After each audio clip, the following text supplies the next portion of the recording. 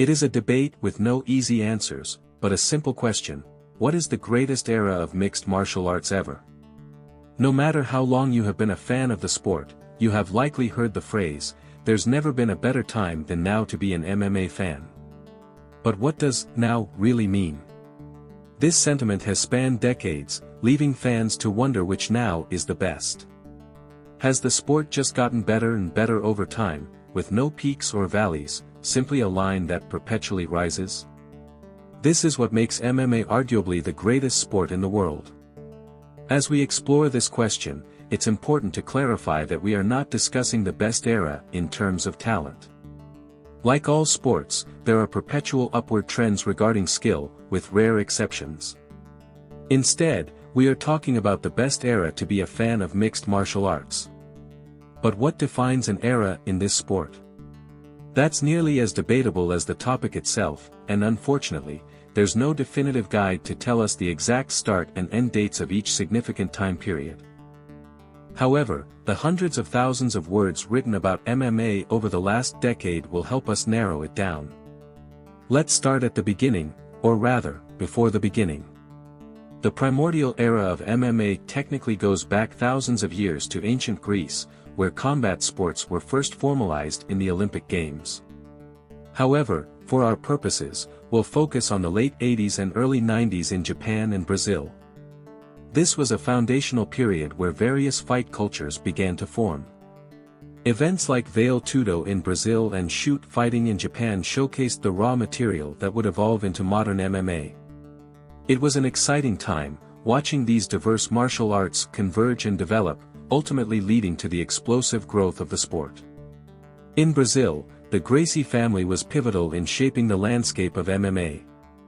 They popularized Brazilian Jiu-Jitsu, BJJ, and showcased its effectiveness against other martial arts. The Gracies began to challenge practitioners from various disciplines, demonstrating that ground fighting and submission techniques could overcome striking arts. This was a revolutionary concept that would later become a cornerstone of MMA. Meanwhile, in Japan, promotions like Shooto and Pancrase were experimenting with hybrid fighting styles. These organizations laid the groundwork for the modern rules we see today, blending striking and grappling in innovative ways. The early UFC marked a significant turning point, serving as a catalyst for the no-rules era. It was a time when different fighters from various backgrounds faced off in a cage, creating a spectacle that felt like a martial arts movie come to life. The rawness of those early events captivated audiences, offering a glimpse into the mechanics of fighting.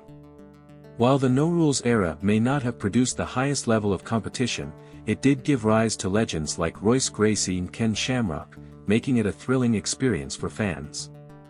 UFC 1, held in 1993, is often cited as the true birth of mixed martial arts.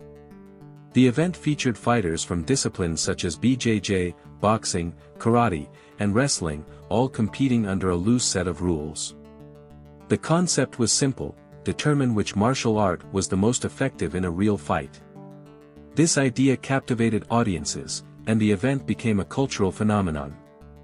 It was not just a sporting event, it was a spectacle that felt raw and unfiltered.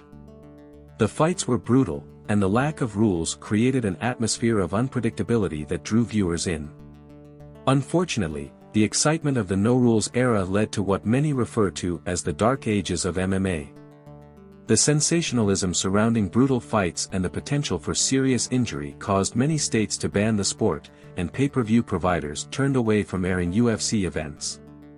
This period was marked by a lack of visibility, as home video releases dwindled and fans struggled to find ways to watch the fights.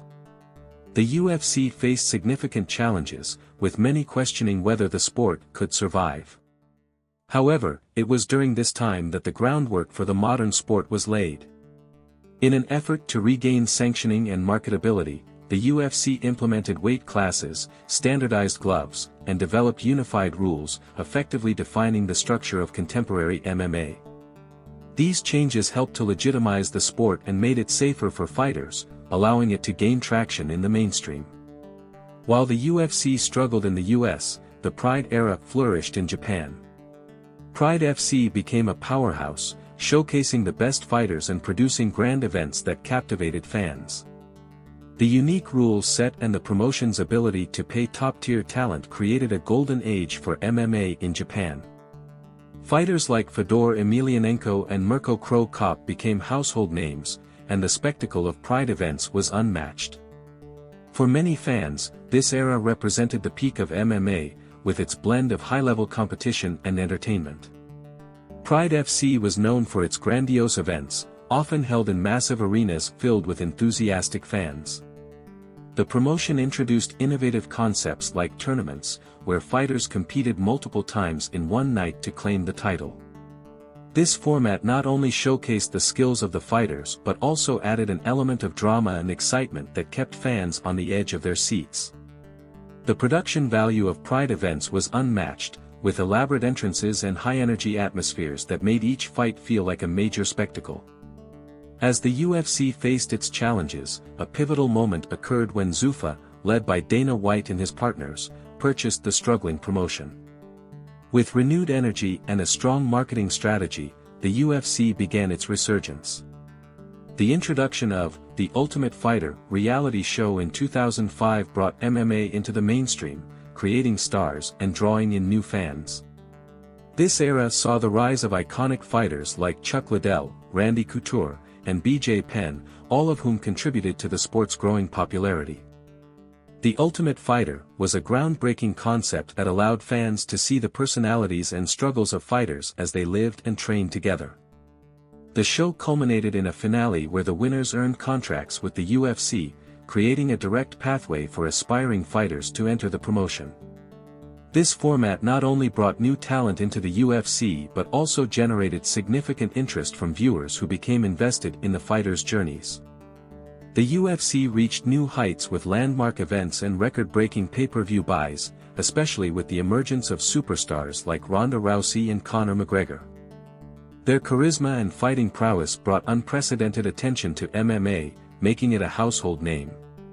The UFC capitalized on this momentum, signing lucrative sponsorship deals and expanding its reach through network television partnerships. Events like UFC 100 and UFC 200 became cultural touchstones, drawing in millions of viewers and solidifying the UFC's status as the premier organization in mixed martial arts. However, with great success came challenges. As the sport grew, so did the scrutiny surrounding it. Issues such as fighter safety, drug testing, and the overall health of the athletes became focal points of discussion. The UFC responded by implementing stricter drug testing policies and partnering with organizations like USADA to ensure fair competition. These measures aimed to protect fighters and maintain the integrity of the sport, but they also highlighted the complexities of managing a rapidly growing organization. The pandemic era presented unique challenges for the sport. With live events cancelled and the world in lockdown, the UFC found innovative ways to keep the fights going. They created Fight Island in Abu Dhabi, allowing fighters to compete in a safe environment while maintaining the excitement of live events. This adaptability showcased the resilience of the UFC and the sport as a whole. The promotion continued to host events, often in front of no fans, but the fights remained thrilling and engaging for viewers at home. During this time, fighters like Jorge Masvidal and Kamaru Usman captured the spotlight, delivering unforgettable performances that kept fans engaged. The UFC also introduced new formats, such as the Contender Series, which provided a platform for up-and-coming fighters to showcase their skills and earn a spot in the promotion. This commitment to developing talent ensured that the future of MMA remained bright, even in the face of adversity. Now, as we stand in the modern era of MMA, the question remains, what is the greatest era of the sport? Each fan will likely have a different answer based on their personal experiences and the era that resonated with them the most. Whether it's the raw excitement of the early UFC, the spectacle of Pride, the resurgence during the Zuffa era, or the current landscape of MMA, each period has its unique charm and significance. Ultimately, the best era of MMA might not be defined by one singular time frame but rather by the incredible journey the sport has taken. It's about the friendships formed, the memories created, and the shared passion among fans. The sport has evolved tremendously over the years, and each era has contributed to its rich tapestry. From the foundational fights in Brazil and Japan to the mainstream success of the UFC, MMA has become a global phenomenon that continues to captivate audiences. As we continue to debate the greatest era, let's celebrate the rich history of mixed martial arts and look forward to what the future holds. The sport is constantly evolving, with new fighters emerging and innovations in training and competition. As fans, we are fortunate to witness the evolution of MMA and the incredible stories that unfold inside the cage. In conclusion, whether you believe the greatest era of MMA was during the no-rules days, the glory of Pride, the Zuffa resurgence, or the current landscape, one thing is certain: mixed martial arts has captured the hearts of millions around the world. Thank you for joining us on this exploration, and we can't wait to hear your thoughts on the greatest era of MMA in the comments below. What do you think? Is it the early days of the UFC, the dominance of Pride, or the modern era we are living in now? Let's keep the conversation going.